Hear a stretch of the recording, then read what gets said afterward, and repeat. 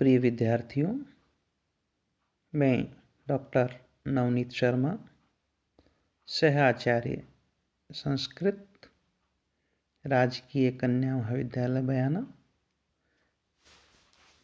आज हम नाट्य साहित्य में महान विद्वान, कवि और लेखक राजशेखर के विषय में चर्चा करेंगे। राजशेखर महाराष्ट्र चूड़ामणि कविवर अकाल जलद के पौत्र तथा दुर्दुक के पुत्र थे। उनकी माता का नाम शीलवती था। इनके वंश में सुरानंद, तरल और कविराज जैसे कवि हुए हैं। इस प्रकार कवित्व इनके रक्त में समाविष्ट था। इनका विवाह चाहमान अर्थात चौहान जाति की अवंती सुंदरी नामक एक सुशिक्षित महिला के साथ हुआ था। वह प्राकृत एवं संस्कृत भाषा की विदुषी कवयित्री थी। राजशेखर कान्यकुब्ज नरेश महेंद्रपाल एवं महिपाल के राजगुरु थे। प्रतिहार वंशी शिलालेखों के आधार पर महेंद्रपाल का समय 10वीं शती का प्रारंभ काल माना जाता है। राजशेखर को अपनी विद्वत्ता पर बड़ा अभिमान था। बाल रामायण में उन्होंने अपने आप को वाल्मीकि, भर्तृमेंट तथा बहुभूति का अवतार माना है या बताया है। कर्पूर मंजरी में उनकी 2 उपाधियां बालकवि और कविराज का उल्लेख हुआ है।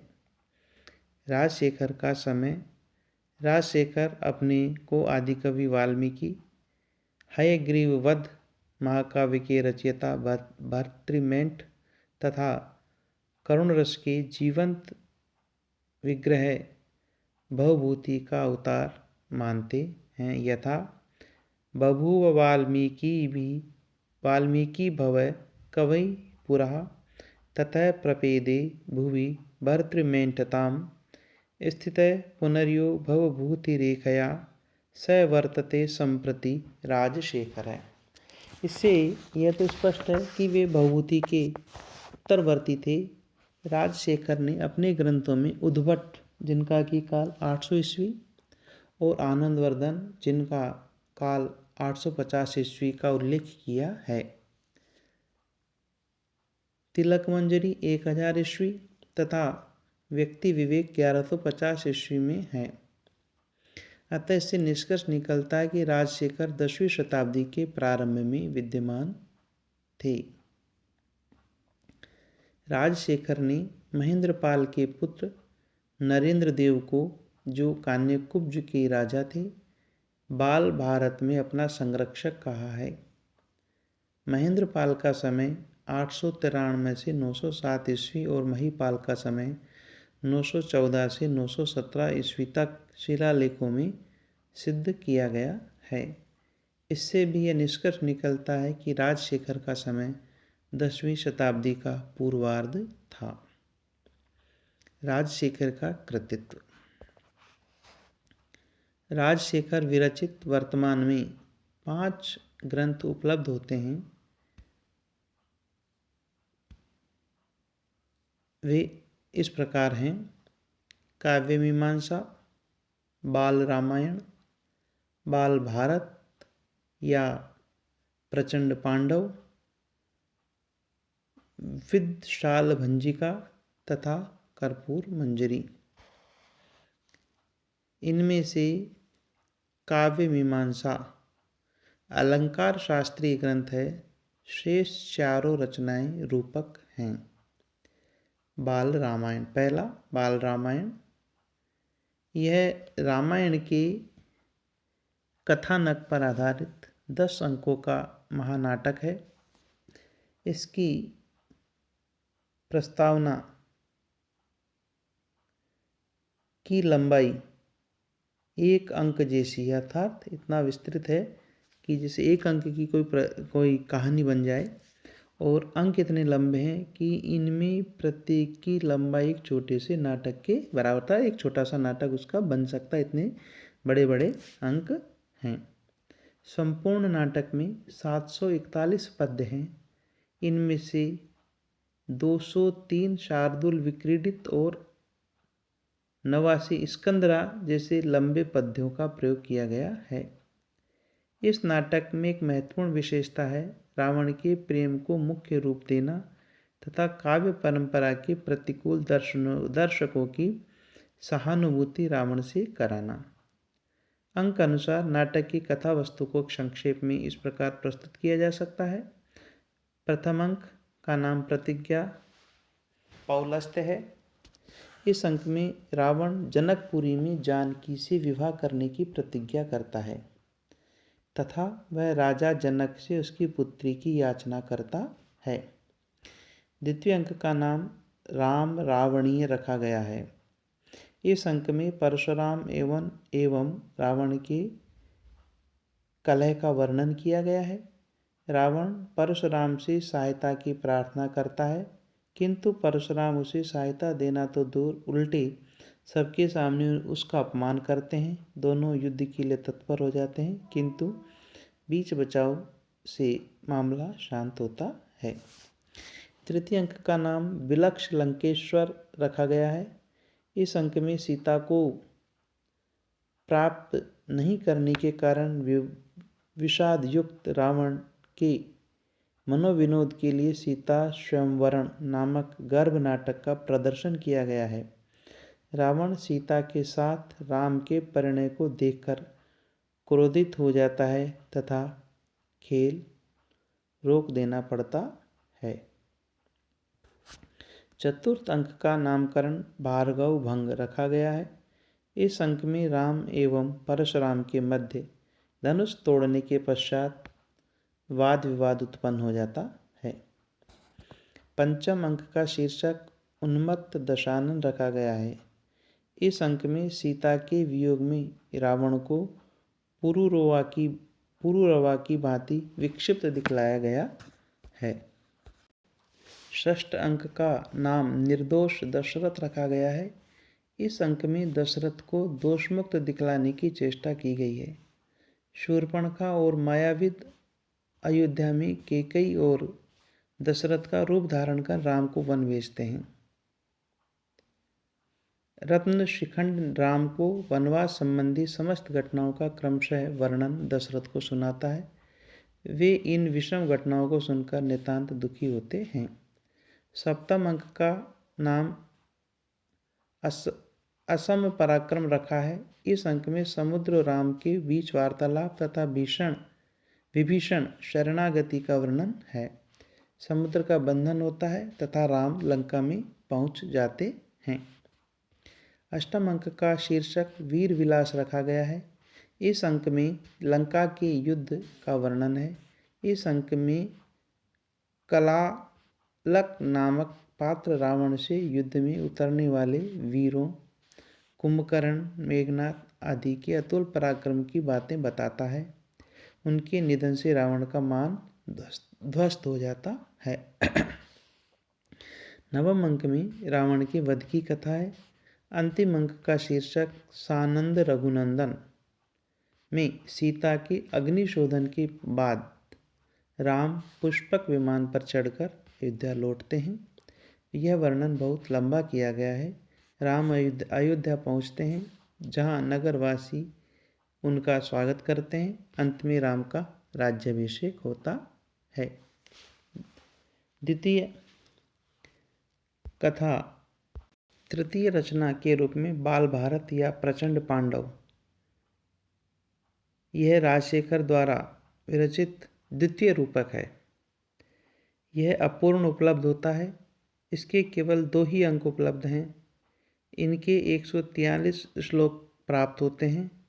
इन 2 अंकों में द्रौपदी स्वयंवर, द्यूत क्रीड़ा तथा द्रौपदी वस्त्रहरण की घटना का वर्णन प्राप्त होता है। चौथी राजशेखर की रचना विद्वशाल भंजिका है, जो कि रूपक के रूप में तृतीय है। यह 4 अंकों की नाटिका है। इसमें हर्ष की नाटिकाओं और राजशेखर की कर्पूर मंजरी की भांति राजकीय जीवन की प्रणय कथा है। इसमें मृगांकावली का प्रेम विद्याधर मल्ल नामक राजा से वर्णित किया गया है।